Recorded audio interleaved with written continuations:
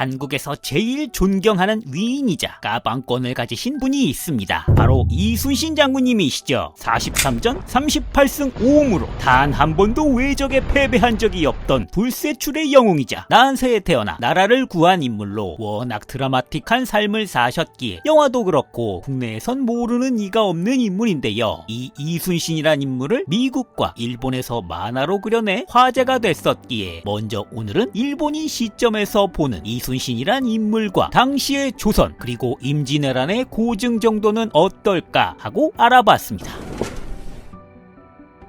여기 일본에서 아케치 켄자부로가 2013년에 출간했던 혼노지의 변 431년째의 진실이라는 책이 있었는데, 이 아케치 켄자부로가 직접 원안을 담당하고 그림은 도도 유타카가 담당해서 같은 이름으로 2017년부터 재출시했던 역사 만화가 있습니다. 이 만화는 1부와 2부로 나뉘어져 있는데, 제목부터 시작되는 이 오다 노부나가라는 인물은 일본에선 이순신 장군급으로 유명하죠. 전국시대라 불리며 수많은 영주들이 매일 밥 먹듯이 전쟁하고 싸웠던 100년간의 일본의 내란 기간, 이때 활약하며 그 잘게 쪼개진 전국을 90% 넘게 통일하고 천하인이 되려던 바로 그 찰나의 측근이었던 아케치 미스히데의 배신이었죠. 혼노지의 변으로 죽었던 노부나가. 과연 이 아케치 미스히데는 노부나가의 가신이었는데 왜 배신한 걸까? 라는 수수께끼를 파헤치는 이야기로 1부 혼노지의 변 431년째의 진실이란 부제로 8권이 진행되고, 2부에선 원작자인 아케치 켄자부로의 책에 없던 오리지널 스토리로 인륜의 데마르카시온이라고 해서 노부나가의 가장 최측근으로 그가 세상을 뜨자 그의 뒤를 이어 전국 통일을 달성했던 인물, 그 도요토미 히데요시가 주인공으로 전국 통일 이후에도 만족 못하고 일본과 조선을 넘어 자기 세력을 중국까지 확장하려고 했던 그의 야욕과 말년을 담은 작품으로, 제목부터 인륜이라 하면 한자로 태양이란 뜻인데, 불교에서 이 태양을 하나의 바퀴 모양으로 상징한다고 하며 데마르카시오는 영어로 경계라고 하니 일본이라는 하나의 세력을 아시아까지 확장하겠다는 정복력을 나타내는 제목이기도 하고요. 도요토미 히데요시는 우리한텐 죽일 놈으로 인식되지만 일본에선 키 작고 못생겼다 그래서 원숭이란 별명이었고, 평민이자 농민으로 시작해서 권력의 정점이 태하부로까지 불린 입지전적인 인물이기에 노부나가 도쿠가와 이에야스와 함께 일본인이 존경하는 3대장 중에 한 명까지 올라가는 인물 되시겠습니다. 내용이 이렇다 보니 2부에서 주요 내용에 그간 일본에선 잘 다루지 않는 임진왜란이 제대로 등장하고 거기 빠질 수 없는 인물로 이순신이 그려지고 있습니다. 그의 꿈이었던 중국 명나라는커녕 조선 침공에서 막히게 해서 그의 꿈을 박살낸 장본인이었으니까 비중이 없을 수가 없죠. 2부는 총 6권인데 5권부터 등장하는 이순신은 아예 표지 인물로 등장하셔서 간지가 줄줄 흐르시는데, 여기 낚여서 책을 사시면 달랑 2페이지에 이순신 장군이 나오고 안 나와서 낭패를 보실 수 있습니다. 제대로 활약은 6권에서 하시고요. 이게 정발될 줄 몰랐는데 대원 CI에서 정발되고 있으니 구해보시는데 어려움도 없고요. 기본적인 작화도 훌륭하고 일본의 시각으로 그려진 이순신을 그려낸다는 게 흥미롭습니다.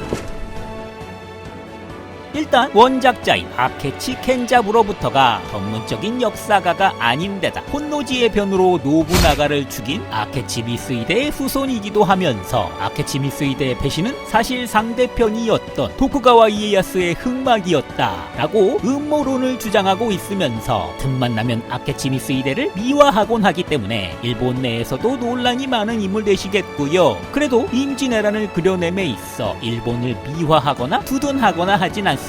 오히려 일본의 침공으로 벌어지는 피해자 조선의 참상도 그려내고 있는데, 당시 임진왜란이 일어날 때 일본 내에선 100년의 내전이 드디어 끝나고 이제야 평화로운 전국 통일이 됐는데, 조선을 침공하는 명분 없는 임진왜란을 일으킨 히데요시를 싫어하는 인물도 많았으니 그 대표 인물이었던 사야카도 그리고 있습니다. 그는 조선 침공의 명분 없음, 그리고 잔혹한 살인과 노략질, 약탈 행위의 염증을 느껴 조선의 부하 500여 명을 데리고 투항하고 조선군에 가담해 자국인 일본군과 싸웠습니다. 이렇게 조선에 투항한 일본인들을 항해라고 불렀는데 그 수가 자그마치 1만이 넘어갔으니 적지 않았습니다. 사약하는 이후 조선군에 조총도 보급하고 기술도 가르치면서 나중에 김충선이란 이름으로 개명했는데 이 임무를 작중에서 충실히 보여주고 있죠.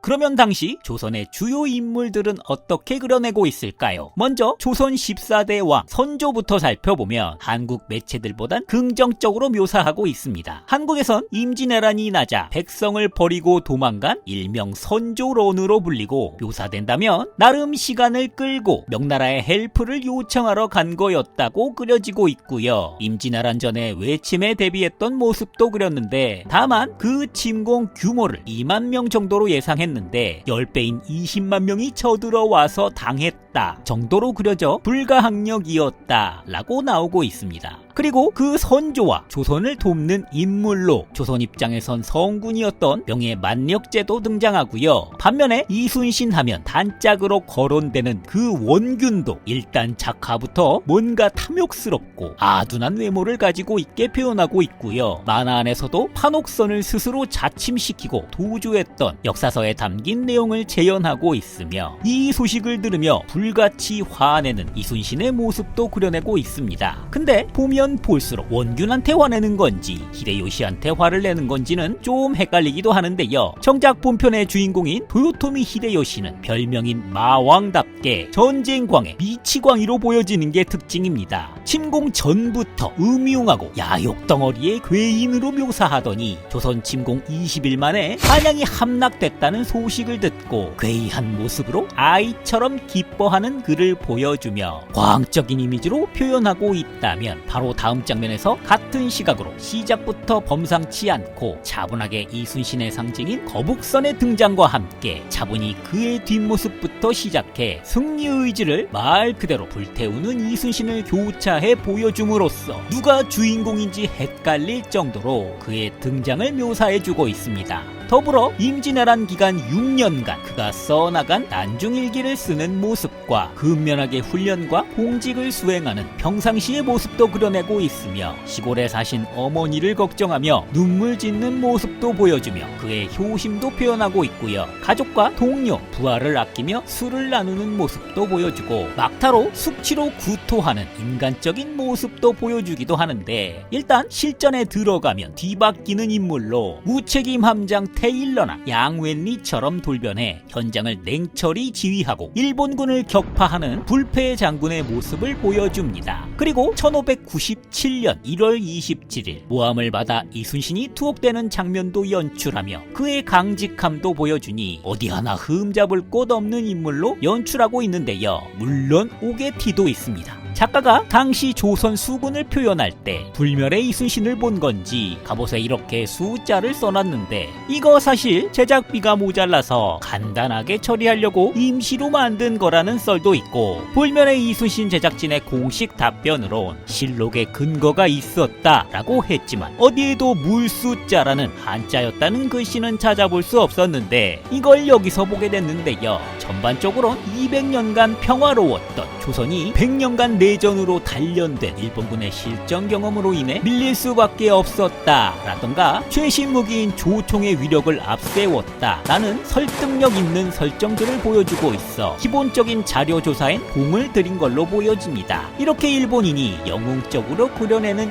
이순신이라니 개인적으로 참 오묘한 기분이 드는데요. 일본에서 가장 존경하는 제독으로 이순신이 거론된다고 하는데, 반대로 놓고 보면 본인들이 패한 적장의 가치를 드높임으로써 이렇게 넘사벽으로 위대한 인물이었으니까 우리가 졌다 라고도 생각할 수 있어서 그런 게 아닐까 합니다. 역사를 좋아하시면 일본사의 가장 주요한 인물들과 이순신 이야기까지 나오니 충분히 보실만 하다고 추천드리고 싶습니다.